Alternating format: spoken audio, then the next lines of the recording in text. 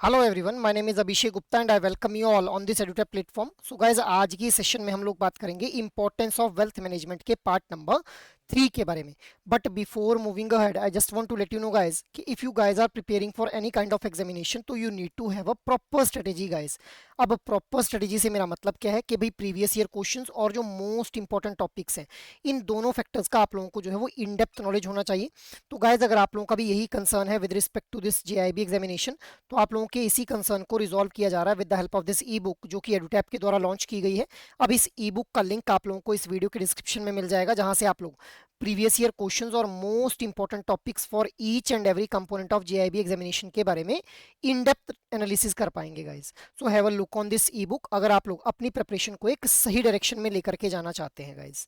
Moving ahead, अब last session में मैंने आप लोगों से क्वेश्चन पूछा था, zero coupon bonds are issued at dash to face value. Your options were discount, premium, interest या फिर none of the above guys. So what should be the right answer here? The right answer will be option number A, that is zero coupon bonds जो है वो issue किए जाते हैं at a discount to the face value. Zero coupon bonds के case में हम लोग देखते हैं कि भाई कस्टमर्स को कोई भी इंटरेस्ट बेस्ड इनकम डायरेक्टली नहीं होती है, बट हाँ, ये जो फेस वैल्यू और जो डिस्काउंटेड वैल्यू है, इसके बीच का जो डिफरेंस रहता है, इसी के थ्रू एक कस्टमर जो है वो इनकम अर्न कर पाता है गाइस। मूविंग अहेड, अब हम लोग बात करते हैं आज के सेशन के बारे में। तो आज के सेशन को हम लोग स्टार्ट करेंगे विद द इंश्योरेंस गाइस। अब देखिए, इंश्योरेंस क्या है? Insurance is a financial contract या फिर policy and a form of risk management in which an individual, organization or entity referred to as the policy holder or the insured one pays a regular fee, जिसको हम लोग क्या बोल रहे हैं? Premium बोल रहे हैं, to the insurance company in exchange for protection और coverage against any specific potential financial loss और रिस्क गाइज। मतलब क्या है कि भाई इंश्योरेंस एक फाइनेंशियल कॉन्ट्रैक्ट है या फिर एक पॉलिसी है, जिसके थ्रू जो पॉलिसी होल्डर है, पॉलिसी होल्डर के द्वारा कुछ अमाउंट पे किया जाता है टू द इंश्योरेंस कंपनी। अब इस इंश्योरेंस कंपनी को ये जो अमाउंट पे किया जा रहा है, इसको क्या बोला जा रहा है? प्रीमियम बोला जा रहा है। और बदले में इस अमाउंट को जो पे किया गया पॉलिसी होल्डर के द्वारा टू द इंश्योरेंस कंपनी, तो इंश्योरेंस कंपनी जो है वो एक प्रोटेक्शन प्रोवाइड करती है against the specific potential financial loss. जो फ्यूचर में कोई फाइनेंशियल लॉस हो सकता है, जैसे मान लो एक इंडिविजुअल ने जो है वो अपना घर बनाया हुआ है, तो फ्यूचर में कोई नेचुरल डिजास्टर आता है जिस वजह से वो घर जो है वो उस नेचुरल डिजास्टर के अंदर खत्म हो जाता है, तो उस वजह से उसको लॉस बियर करना पड़ेगा। तो उस फ्यूचर पोटेंशियल लॉस को बियर करने के लिए जो है वो क्या किया जाता है, या फिर उस पोटेंशियल फ्यूचर लॉस को कवर अप करने के लिए जो है वो इंश्योरेंस करवाया जाता है इंडिविजुअल कस्टमर्स के द्वारा। अलग अलग तरह का इंश्योरेंस हम लोगों को देखने के लिए मिलता है। सो दिस इज इंश्योरेंस गाइज। मतलब ओवरऑल आप लोगों ने ये ध्यान में रखना है कि भाई इंश्योरेंस क्या है? एक पॉलिसी है जिसके थ्रू जो पॉलिसी होल्डर है उसके द्वारा प्रीमियम अमाउंट पे किया जाता है टू द इंश्योरेंस कंपनी, और बदले में जो इंश्योरेंस कंपनी है उसके द्वारा रिस्क जो हो सकता है फ्यूचर के अंदर, या फिर जो पोटेंशियल लॉस हो सकता है फ्यूचर के अंदर, उसके अगेंस्ट जो है वो कवरेज प्रोवाइड की जाती है to the individual customer guys. Moving ahead, अब हम लोग बात कर लेते हैं। देखिए, इंश्योरेंस जो है वो अलग अलग तरह के रिस्क के अगेंस्ट में सेफगार्ड प्रोवाइड करती है इंडिविजुअल कस्टमर्स को। लाइफ इंश्योरेंस जो है, it protects the individuals family with a पे आउट अपॉन डेथ। मतलब इंडिविजुअल की अगर डेथ हो जाती है तो उसके बाद जो है वो इंडिविजुअल की फैमिली को प्रोटेक्ट करने का काम किया जाता है with the help of this life insurance. Health insurance जो है वो मेडिकल एक्सपेंसेस को कवर करने का काम करती है। डिसएबिलिटी इंश्योरेंस के द्वारा जो है वो एक कवरेज प्रोवाइड की जाती है against income during the physical disability. मतलब अगर कोई फिजिकल डिसेबिलिटी हो जाती है तो उस केस में फिर एक इनकम जो है वो प्रोवाइड की जाती है इस डिसेबिलिटी इंश्योरेंस के through. Next is auto insurance. Auto insurance के द्वारा हम अपने व्हीकल, जो भी हमारे टू व्हीलर्स या फिर फोर व्हीलर्स रहते हैं, उनको प्रोटेक्ट करने का काम करते हैं, शील्ड करने का काम करते हैं। Next is home insurance.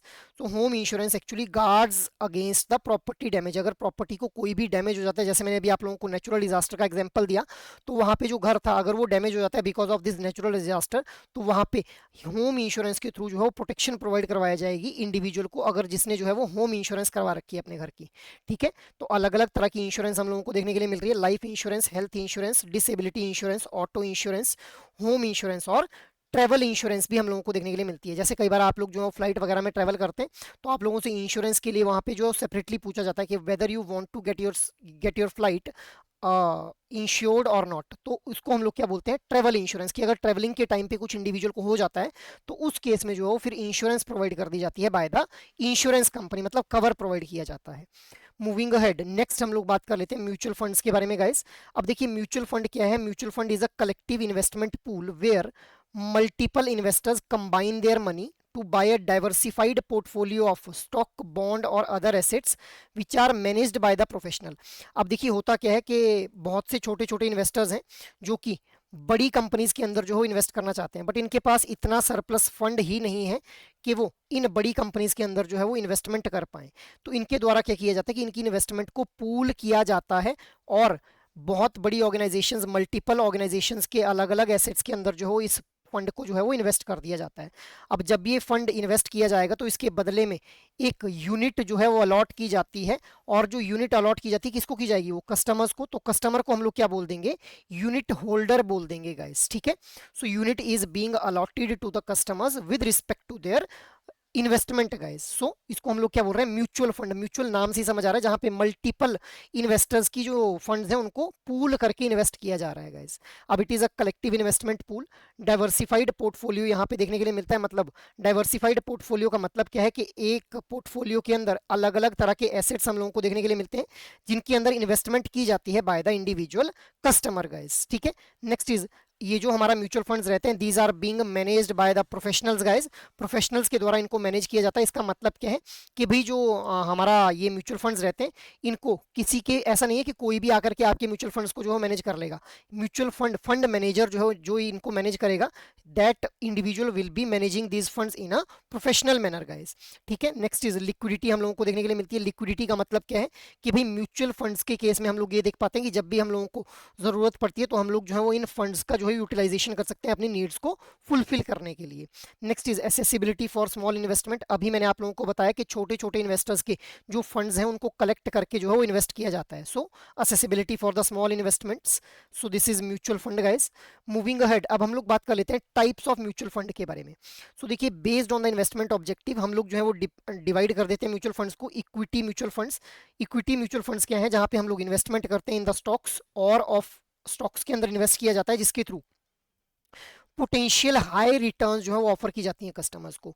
Stocks हम लोग जानते हैं कि एक बहुत ही एक फेमस प्रिंसिपल है, हायर द रिस्क, ठीक है, higher the risk higher the return. तो हम लोगों को जो है वो स्टॉक्स के अंदर हायर रिटर्न्स देखने के लिए मिलते हैं, बट साथ ही साथ यहाँ पे हम लोगों को जो है वो हायर रिस्क भी इन्वॉल्व होता हुआ देखने के लिए मिलता है।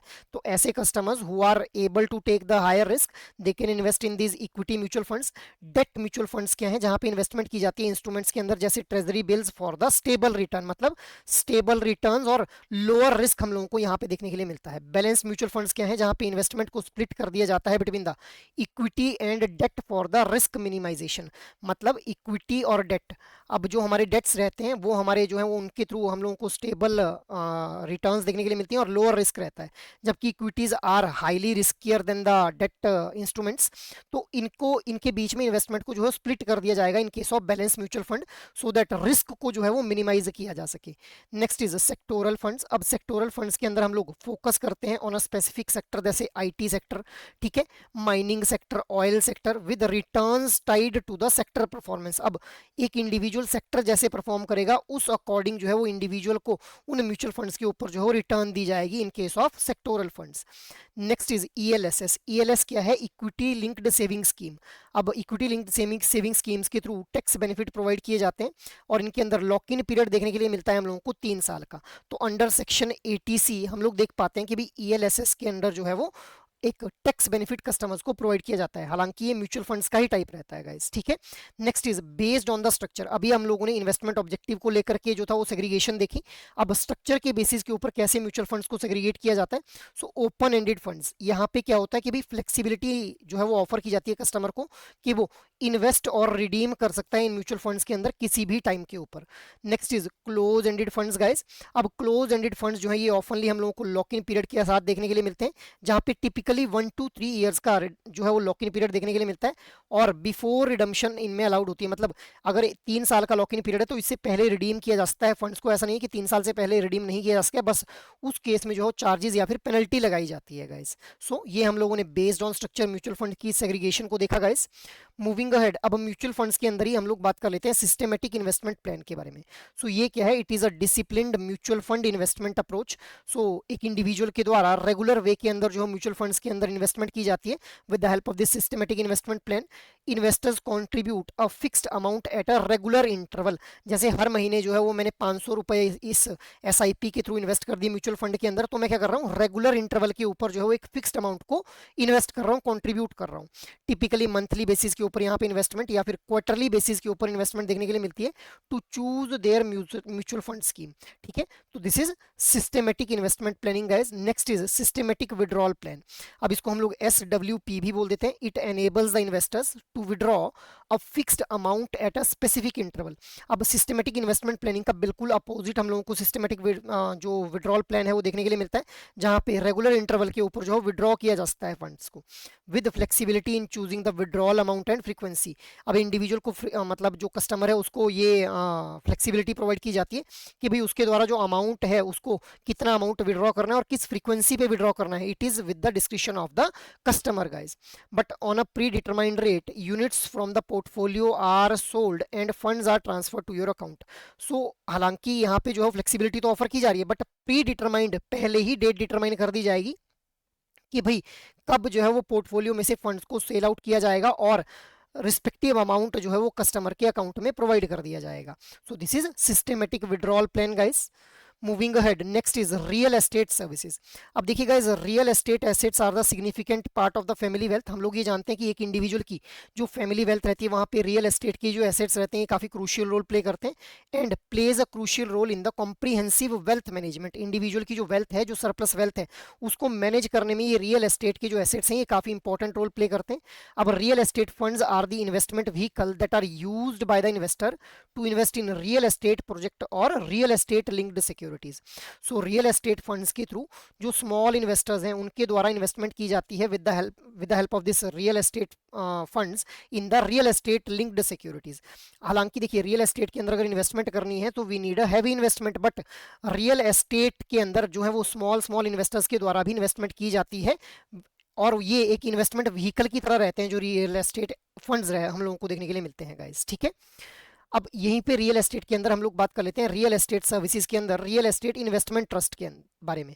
ठीक है, तो ये क्या है, it is an entity that owns and operate real estate in order to generate the regular flow of income. So ये एक जो रियल एस्टेट इन्वेस्टमेंट ट्रस्ट है ये एक ऐसी एंटिटी है जिसके द्वारा रियल एस्टेट को ओन और ऑपरेट किया जाता है in order to generate a regular flow of income guys. ठीक है, अब ये जो ट्रस्ट है इसके द्वारा मैनेज किया जाता है रियल एस्टेट पोर्टफोलियोज को और मॉर्टगेजेस को, including the leasing services and generating the rental income from the same. So leasing services भी यहाँ पे जो है प्रोवाइड की जाती हैं, मतलब मैनेज की जाती हैं, और रेंटल इनकम को भी मैनेज किया जाता है इस ट्रस्ट के द्वारा। अब क्योंकि ये ऑपरेट करती है through the common pooling of resources, it provides a window for the small investors to also park their funds in the real estate। तो जो मैं अभी आप लोगों को बता रहा था कि रियल एस्टेट के अंदर स्मॉल स्मॉल इन्वेस्टर्स भी इन्वेस्ट कर सकते हैं, वो कर सकते हैं इस रियल एस्टेट इन्वेस्टमेंट ट्रस्ट के थ्रू गाइस।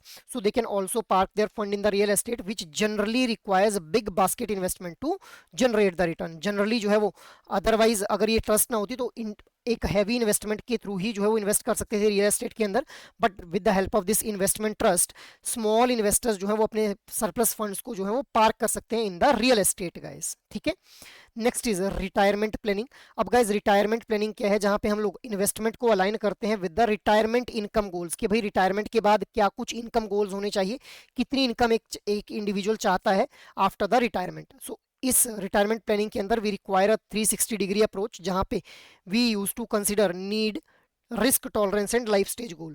अब इसका मतलब क्या है कि एक इंडिविजुअल कस्टमर क्या चाहता है कि भाई रिटायरमेंट के बाद उसको कैसी इनकम आनी चाहिए, क्या एक रेगुलर इनकम आनी चाहिए, क्या फिर एक इकट्ठा अमाउंट उसको दे दिया जाना चाहिए। सो ये हो गई उसकी नीड। रिस्क टॉलरेंस का मतलब क्या है कि क्या इंडिविजुअल चाहता है कि भाई उसको जो इन्वेस्टमेंट करनी है वो high risk with high return के अंदर की जाए या फिर low risk and stable return वाले एसेट्स के अंदर इन्वेस्टमेंट की जाए।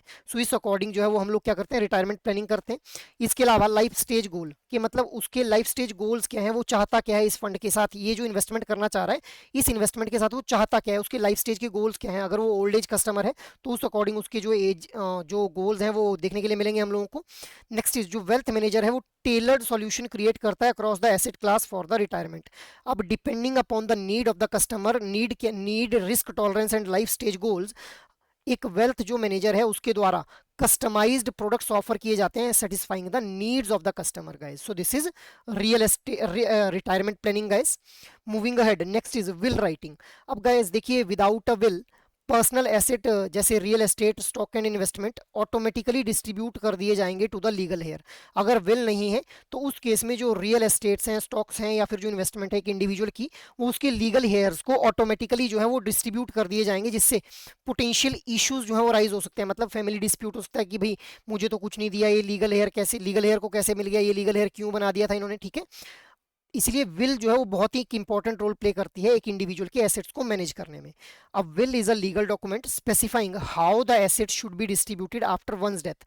एक इंडिविजुअल की डेथ के बाद उसके जो एसेट्स हैं वो किस तरह से जो है वो किन इंडिविजुअल्स के बीच में डिस्ट्रीब्यूट किए जाएंगे, इसके बारे में जो है वो हम लोगों को विल के अंदर देखने के लिए मिलता है। और विल क्या है, विल एक लीगल डॉक्यूमेंट है गाइस, मतलब it is binded by the law.